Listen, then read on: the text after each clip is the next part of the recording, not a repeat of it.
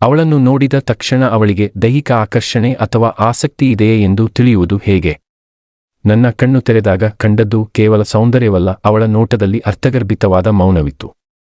ಇಚ್ಛೆಯ ಭಾಷೆಗೆ ಕಿವಿಗೊಡದಿದ್ದರೂ ಶರೀರ ಜಾರಿಸಿ ಮಾತನಾಡುತ್ತಿದೆ. ಸ್ನೇಹಿತರೆ, ಮಾನವನ ಸಂಬಂಧಗಳು ಯಾವಾಗಲೂ ಗೌರವ ಮತ್ತು ಸಮ್ಮತಿಯನ್ನು ಆಧರಿಸಿರಬೇಕು. ಯಾವುದೇ ವ್ಯಕ್ತಿಯ ಲೈಂಗಿಕ ಆಸಕ್ತಿ ಅಥವಾ ಇಚ್ಛೆಯನ್ನು ಅವರು ಸ್ಪಷ್ಟವಾಗಿ ಸ್ವಂತ ಇಚ್ಛೆಯಿಂದ ಹೇಳಿದರೆ ಮಾತ್ರ ತಿಳಿಯಬಹುದು. ಅಂತಹ ನಿರ್ಧಾರಕ್ಕೆ ಕೇವಲ ಆವರಣ ಅಥವಾ ನೋಟಗಳಿಂದ ಊಹೆ ಮಾಡುವುದು ತಕ್ಕದ್ದಲ್ಲ. ಆದರೂ ದೇಹದ ಭಾಷೆ ನೀಡುವ ಕೆಲವು ಸೂಚನೆಗಳನ್ನು ಇವತ್ತಿನ ವಿಡಿಯೋದಲ್ಲಿ ನಾವು ನಿಮಗೆ ತಿಳಿಸಿಕೊಡಲಿದ್ದೇವೆ.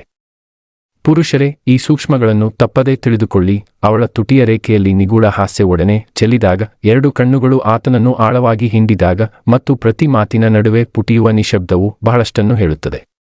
ಅವಳ ನಗೆಯು ಕೇವಲ ಹಾಸ್ಯಕ್ಕಿಂತ ಒಳಗಿನ ಉದ್ದೇಶದ ಬಹುಮಾನವಾಗಿತ್ತೆಂದು ಅನಿಸಿದಾಗ, ಸನ್ನೆ ಮತ್ತು ಮೌನ ಮಾತುಗಳಲ್ಲಿ ಆಕರ್ಷಣೆಯ ಸ್ಪಂದನೆ ದೊರೆಯುತ್ತದೆ. ಬೆರಳ ತುದಿಯಿಂದ ಕೂದಲನ್ನು ಆಡಿಸುತ್ತಿದ್ದ ರೀತಿಯಲ್ಲಿಯೇ ಏನೋ ಸಂದೇಶವಿತ್ತು. ಅವಳು ತೀರಾ ನಿಕಟವಾಗಿ ಬಂದಾಗ, ಶ್ವಾಸದ ತೀವ್ರತೆ ಏರಿದಾಗ, ನಾಚಿಕೆಯಂತೆ ಕಾಣಿಸಿದರೂ ಅದೊಂದು ಜಾಣ ನಗೆಯಾಗಿರುತ್ತದೆ. ಅವಳು ಮುಂದಕ್ಕೆ ತಿರುಗಿದಾಗ ಅವಳ ಹಿಂದೆ ಉಳಿದ ವಾತಾವರಣದಲ್ಲೂ ಅವಳದ್ದೇ ಕಂಪನವಿರುತ್ತದೆ. ಅವಳ ನಡಿಗೆಗೆ ನಿಗದಿಯ ಗತಿ ಇದ್ದರೂ ಉದ್ದೇಶ ಎದ್ದು ಕಾಣುತ್ತಿತ್ತು. ಅವಳು ಕಿವಿಗೆ ಬಿದ್ದು ಮಾತನಾಡಿದಾಗ ಶಬ್ದಕ್ಕಿಂತ ಶರೀರವೇ ಹೆಚ್ಚು ಸ್ಪಂದಿಸಿತು. ತಾನೇ ಹತ್ತಿರ ಬಂದು ಕುಳಿತುಕೊಂಡಾಗ, ಚಿಟ್ಟೆ ಹಾರಿದಂತೆ ಅವಳ ಕಣ್ಣು ಹಾದಿ ಬದಲಾಯಿಸಿದಾಗ ಮತ್ತು ಅವಳ ಶಬ್ದದ ತುಡಿತ ಹೊಸ ರಾಗವನ್ನು ತಂದಾಗ ಅಲ್ಲಿ ಪ್ರೀತಿಯ ಸೂಚನೆಯಿರುತ್ತದೆ. ಹಿಗ್ಗಿದ ಉಸಿರಿನಲ್ಲಿ ಬಯಕೆ ತುಂಬಿದಂತೆ, ಆಕಸ್ಮಿಕ ಸ್ಪರ್ಶದಲ್ಲಿ ಇರುಳು ಬೆಳಕಾದಂತೆ ಮತ್ತು ಹಿಮದ ಹನಿಗೆ ಬಿಸಿಲು ತಟ್ಟಿದಂತೆ ಅವಳ ನಗುವು ಅರಳುತ್ತದೆ. ತಾನು ಏನೂ ಕೇಳುತ್ತಿಲ್ಲವೋ ಅನ್ನಿಸಿದಾಗಲೂ ನೋಟ ಸಿಟ್ಟಾದಂತೆ ಕಂಡರೂ ಒಳಗಿದ್ದ ಬೆಂಕಿ ಸುಡುತ್ತಿರುತ್ತದೆ.